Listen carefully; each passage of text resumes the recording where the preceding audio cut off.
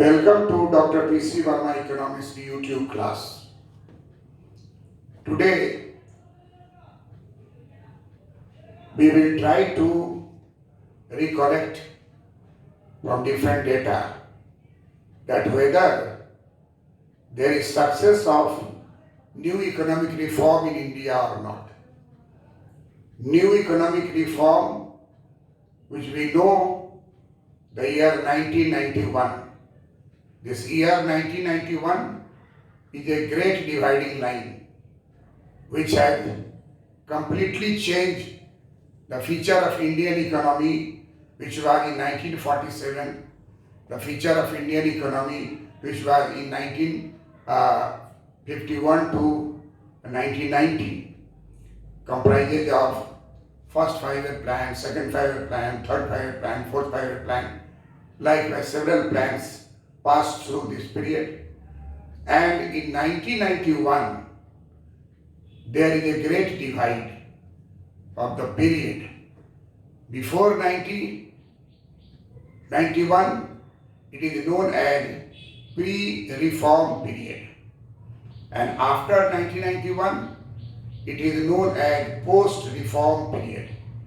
And as the period of economic reform has increased from 1991 to 2020.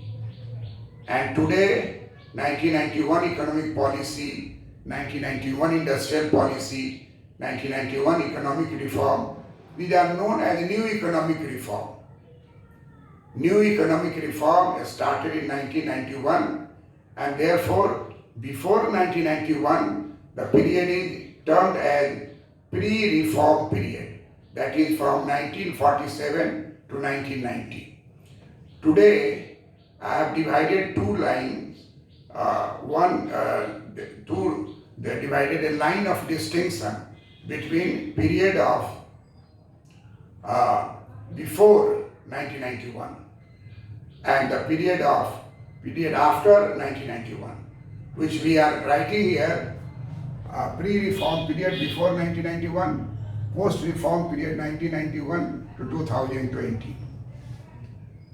First distinction is before 1991, that is pre-reform period, Indian economy was characterized as closed economy. We know economy is that place where some economic activities are done to generate production, to increase national income and welfare of the people. Closed economy is that economy where there is no international trade. Closed economy is known as point of autarky. Autarky means equilibrium in consumption sector, equilibrium in production sector, equilibrium in both sectors simultaneously, without export and import. This closed economy concept is a traditional concept, but after 1991, deliberately we have declared that India is open economy. So first point of distinction between two periods in India, that during pre-reform period, India was considered to be a closed economy. In fact, in two spirit, there was some sort of import, some sort of export, but economy was not thriving for the opening of the economy because of other fiscal instruments, because of other regulations and acts. Doors were closed for foreign investors in our country. And if it was under certain limited amount. Therefore, it may be characterized as closed economy. You can say the near closed economy, but that is not open economy as it should be. But in 1991-2000, it is declared that India is open economy. And openness means several types of control, several types of regulation, several types of quantitative restrictions, several types of restrictions in terms of commodities, in in terms of export import, all these are withdrawn. And therefore, in true sense, after 1991, Indian economy turned to be open economy. This is the first difference between pre-reform period and post-reform period in India. Second distinction is self-reliance. In every 5-year plan, you will watch that the term self-reliance is repeatedly used right from first plan to 12th plan. Self-reliance is number one features of the growth, number one target of our Indian economy, and therefore before 1991 pre-reform period, the self-reliance was the objective of the economy, and therefore it accepted protection policy, control policy, and they neglected openness before 1991. But after 1991, self-reliance word is replaced by integration with the world market, integration with the world markets. There were several changes in order to brought about integration of India with different nations of the world, either related to G77, G20, G7. There is a relationship between India and other nations of the world. Few months back, it was said that India was exporting to 191 nations, and 193 nations are in the world on record, and so it was accepted that the open economy is fully implemented in India after 1991 period, post-reform period. Third distinction is related to in our economy related to Foreign Exchange Regulation Act. Foreign Exchange Regulation Act was passed in 1973 September 1973. Foreign Exchange Regulation Act was passed, popularly known as FERA, and there was restrictions on the use of foreign currency directly from one citizen of India to the other citizen or industry of other country. And it came in force from January 1st, 1974. In PT, this question is always asked. January 1974, FERA was established in our country. And our country further in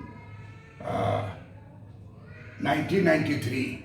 In 1993, FERA, Foreign Exchange Regulation Act, was amended. So it was known as Foreign Exchange Regulation Amendment Act of 1993. This law is very, very strict law, and it came in the way of using foreign currency in India was very difficult. And FERA was applicable to all citizens of our country. All citizens of our country, all places in the country, all states in the country, all over the country, FERA was informally applied. And any violation of FERA led to the serious consequences to the people.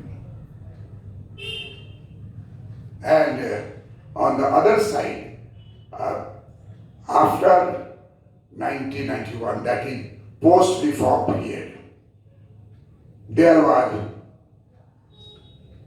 in 2000, FERA was, Foreign Exchange Regulation Act was replaced by FEMA. FEMA means Foreign Exchange Management Act. What is the difference between FERA and FEMA?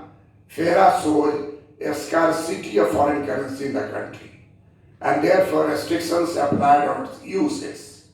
FEMA shows abundance, plenty of foreign currency in India, standard foreign currency like dollar and others in India, and there is management how to use that foreign currency to increase the wide use of foreign currency for the growth of production, growth of output, growth of economic national income, growth of income from abroad. Such type of things may happen. It also helps in the import of foreign machinery with the help of foreign currency. So, third point of difference between pre-reform period before 1991 and post-reform period from 1991 to 2020. FEMA is playing important role. Our foreign currency is utilized, managed under FEMA, and this is a sign of open economy, and we will watch it in the form of statistics also.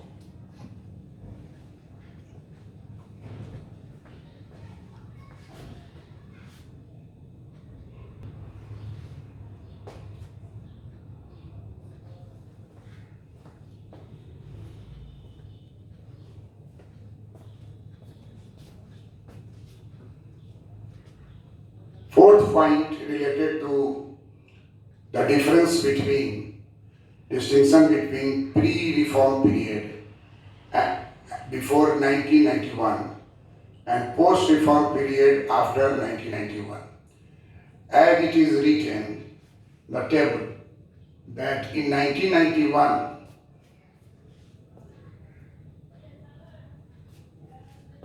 foreign exchange reserve was US dollar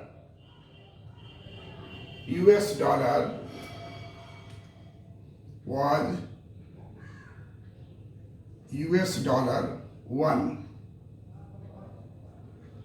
dollar 1 million.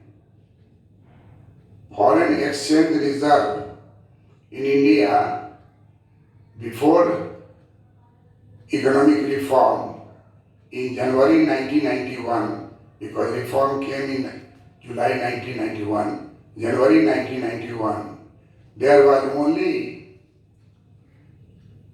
1 billion, only 1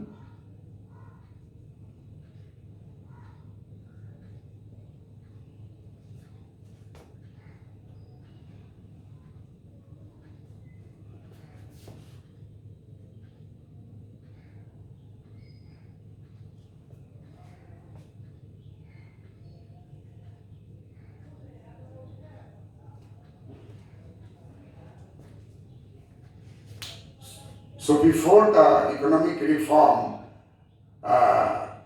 July 1991, it was found that in January 1991, foreign exchange reserve in US dollar term, it was only $1 billion.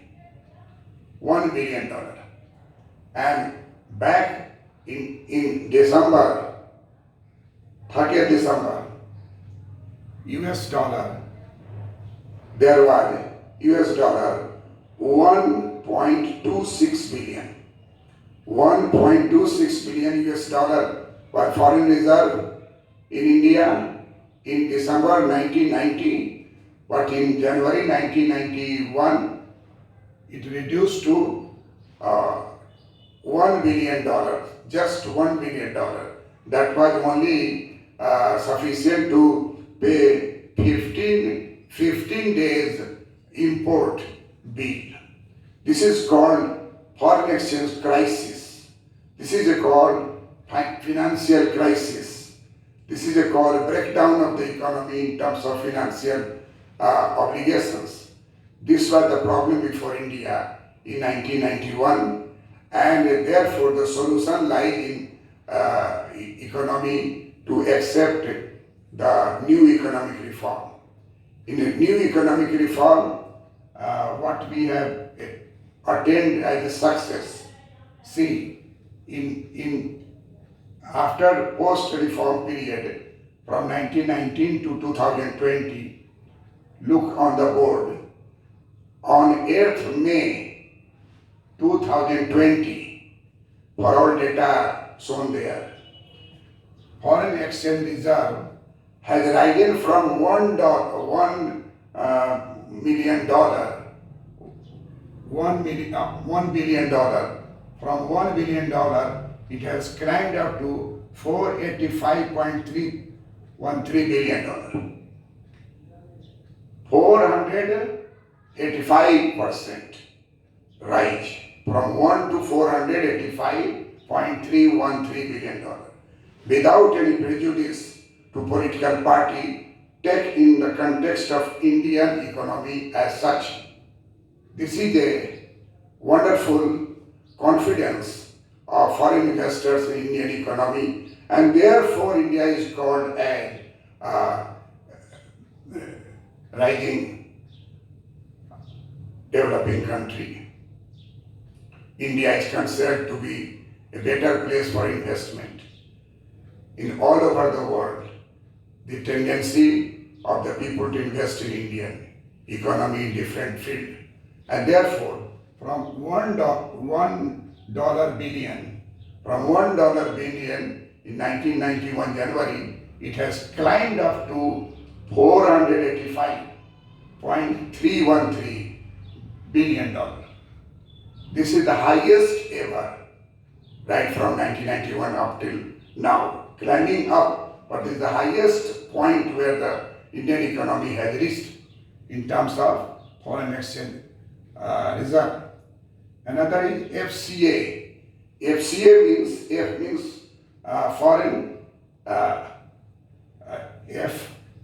foreign exchange assets.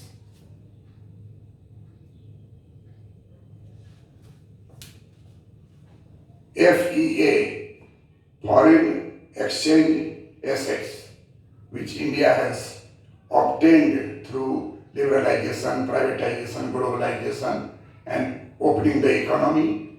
That is the amount US dollar $32.291 billion.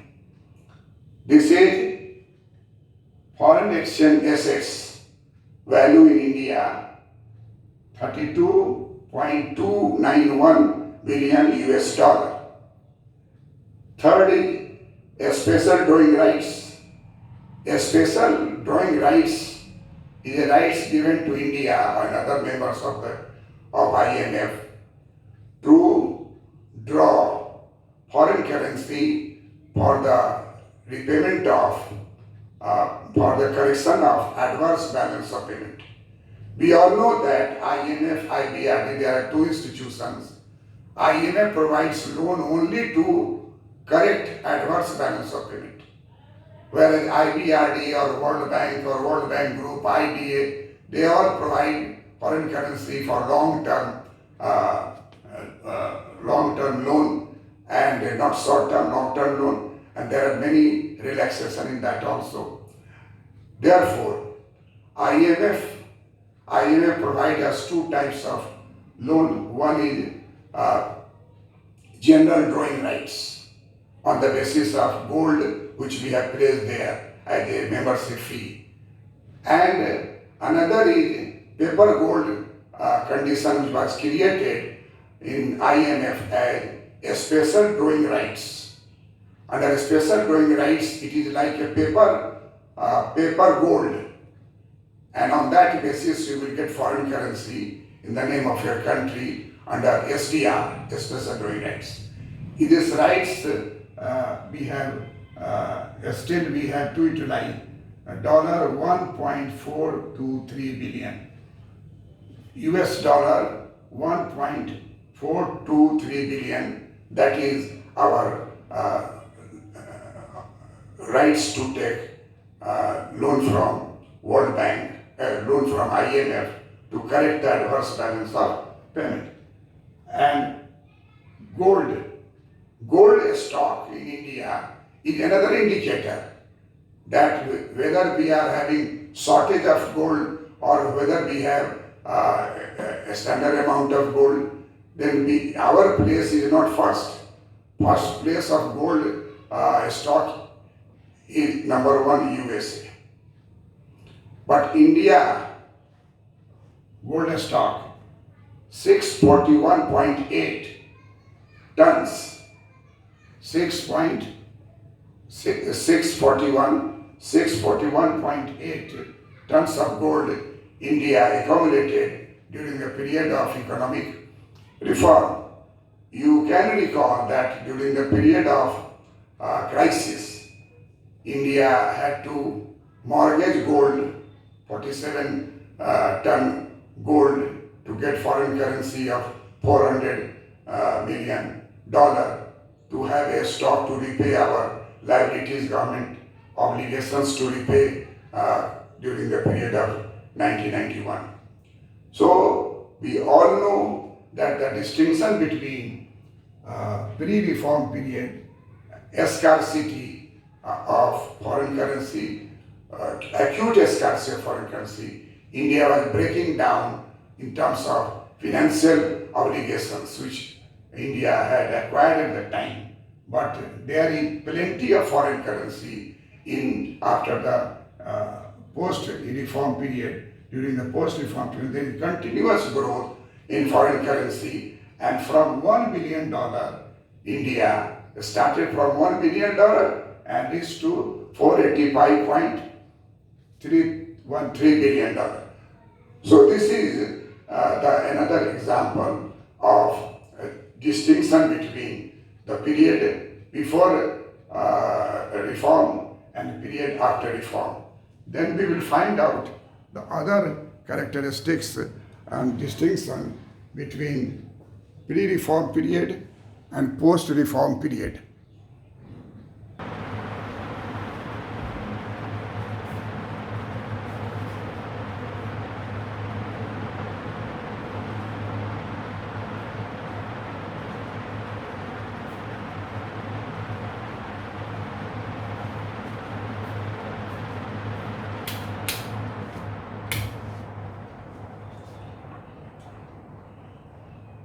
As we had seen that there is a sharp distinction between the achievement and the conditions where it has started the economic reform policy in India. Pre-reform period, before 1991, and after reform, that is post-reform, after 1991 to 2020. We see the fifth point. Under fifth point, what we see, there was quantitative restrictions.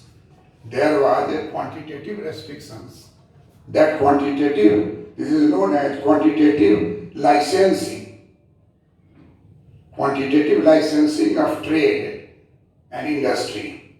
This was most important hurdle during the period of pre-reform period. Quantitative licensing of trade and industry. And therefore, after 1991, when economic reform was started, new economic reform was started, there was abolition of industrial and trade licensing. There was abolition of industrial and trade licensing. Now, any investors can establish any industry without taking license from the central government or any other agency. It is abolished. The licensing system is abolished. Number six, difference between post-reform and pre-reform, that during pre-reform period, there was a state regulation and monopolies of utilities and trade. There was a state regulated monopoly of utilities, and most of the public utilities were under the control of government. And we all know that there was underutilization of the resources, there was losses continuously, but after post reform period, after 1991, from 1991 to 2020, there was abolition of state monopolies, privatization, and disinvestment. The removal of state monopolies and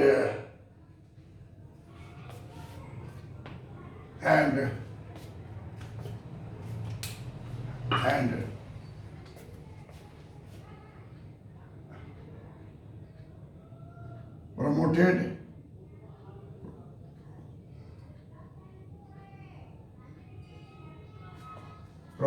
privatization and disinvestment.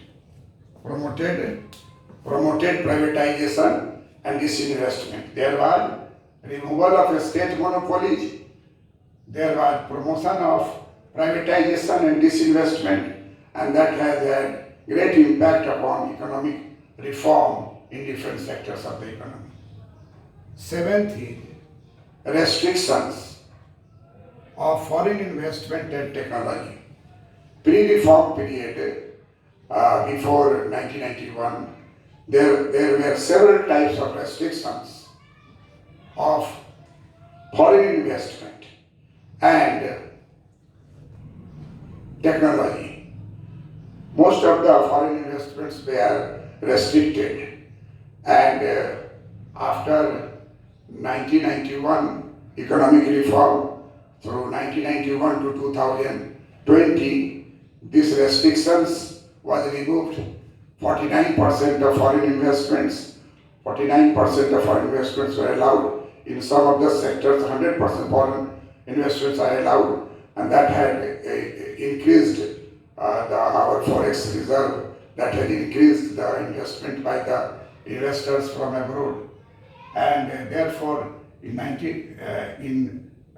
before 1991, restrictions of foreign investment and technology was removed, and a liberal regime of FDI, portfolio investment, and foreign technology was encouraged by the government at center and state level, and therefore there is a liberal regime of FDI right in India. Portfolio investment was increased in foreign currency, and foreign technology was replaced, which we can see in Manrega work where it is being done. In rural areas also you have many new agricultural implements, and in urban areas also foreign technology has arrived. Number 8, government control on finance and capital market. Pre-reform period was a period where there were restrictions in capital market. There is control on finance and capital market, and this control on finance and capital markets had created a problem of scarcity of fund in time.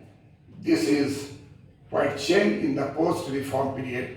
In post-reform period, it was brought about to the notice of the investors that there is liberalization of finance and capital markets.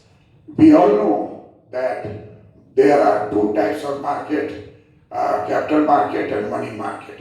Money market deals with short-term lending and borrowing, whereas capital market, like mutual fund, deals with long-term lending and borrowing, and we require both.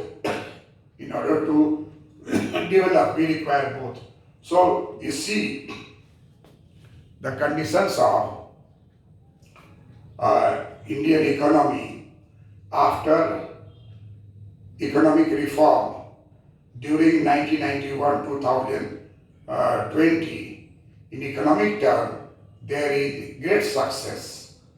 We are not talking about the present position of coronavirus and its impact upon our economy and the GDP. We are talking about the things which happened and the things which were the long period of from 1991 to 2020. So otherwise there is a sharp distinction, there is a success of economic reform as in Earth Point, government control on finance and capital market was a problem during pre-reform period. That problem was solved by liberalization of finance and capital market in India.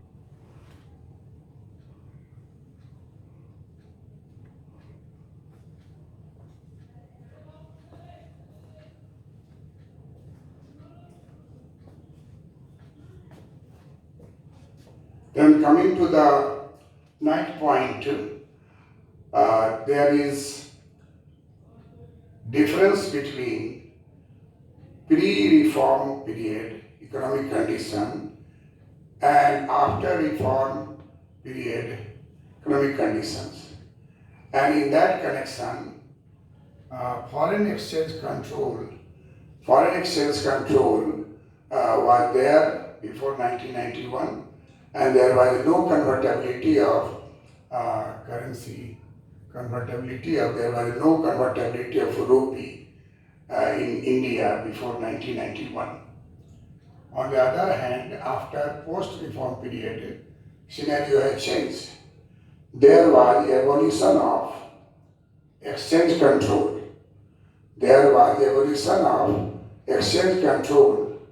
And there was establishment of full convertibility of rupee in current account. We all know that that was known as partial convertibility. But in the first stage, convertibility of rupee was done in export-import trade account, foreign trade account. And thereafter, that was the visible items. The first stage, partial convertibility of rupee was done in case of invisible item, that is export and import, that is merchandise account.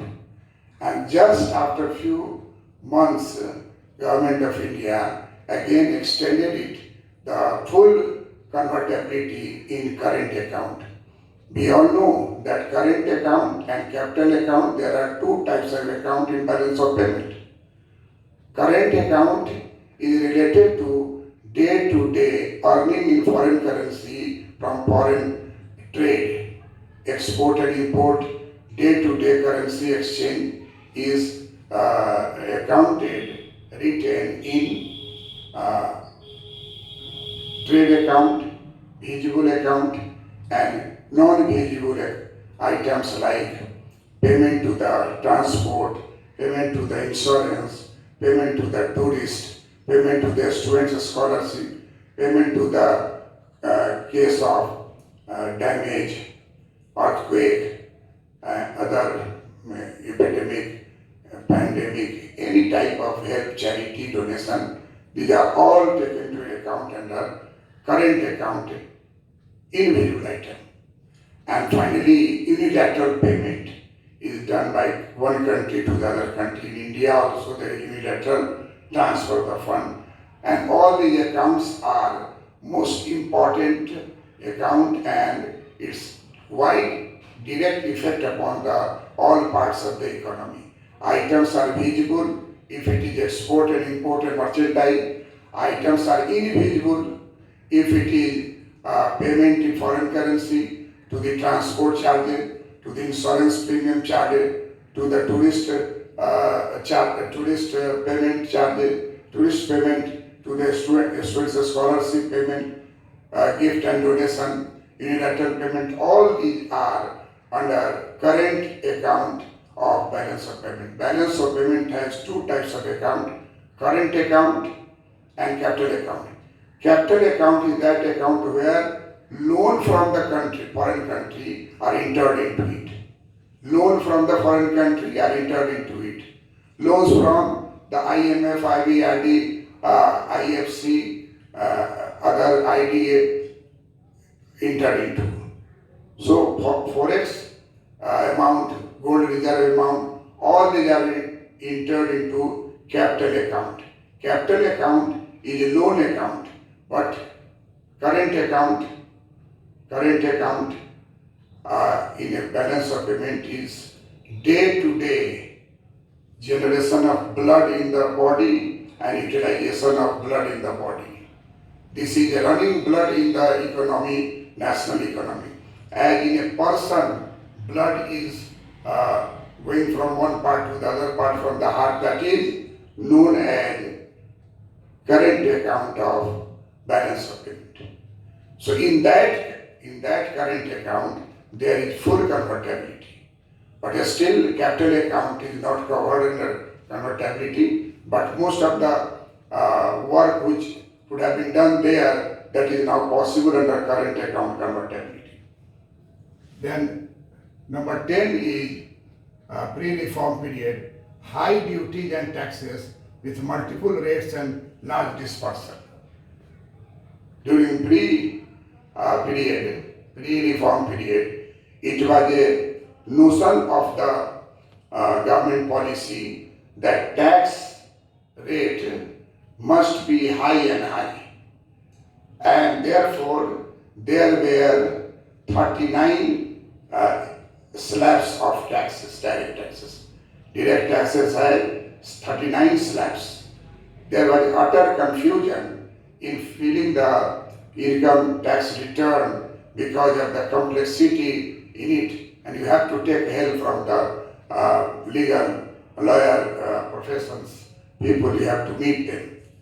But that is the hurdle. Tax collection was less and tax rates were many. Multiple tax regime, it was called as multiple tax regime. And this is to show to the poor people that rich are taxed by several rates. But in fact, what was the tax collection? Tax collection was less and it was not optimal tax collection in the country. Therefore, in 1991, economic reform, reduction and rationalization of taxes and duties were done. 80% tax was reduced to 30%. 110% tax was reduced to 30%. All different types of tariffs imposed upon foreign goods and services were reduced to 30%. And in the case of tariff imposition as well as in the case of taxes, duty, slab were only three, 10%, 20%, 30%. Only under three slabs income tax was accommodated.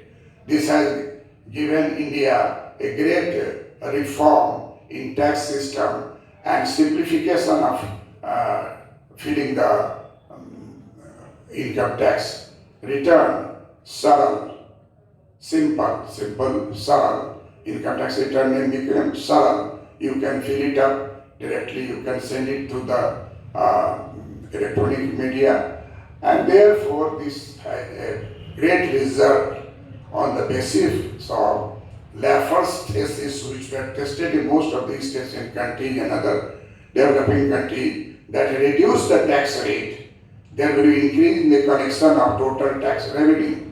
That was successful in India when 300% tax on tariff on foreign goods were reduced to 30%. There was more tax collection in our country. This was the success of the tax reform and reduction in tax rationalization of taxes and duties.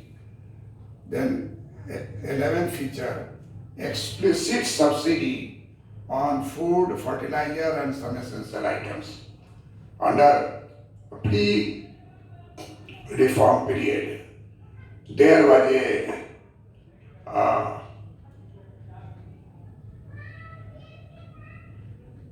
one issue, how to Garibi Hatao. From 1974 onward, the one slogan, Garibi Hatao. This has brought into the power Indira Congress. and she worked many things in that context. But Garibi Hatao is not a new slogan. It was called by Mahatma Gandhi.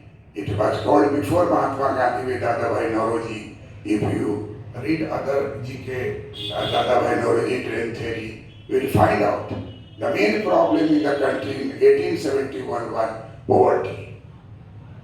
And people at that time,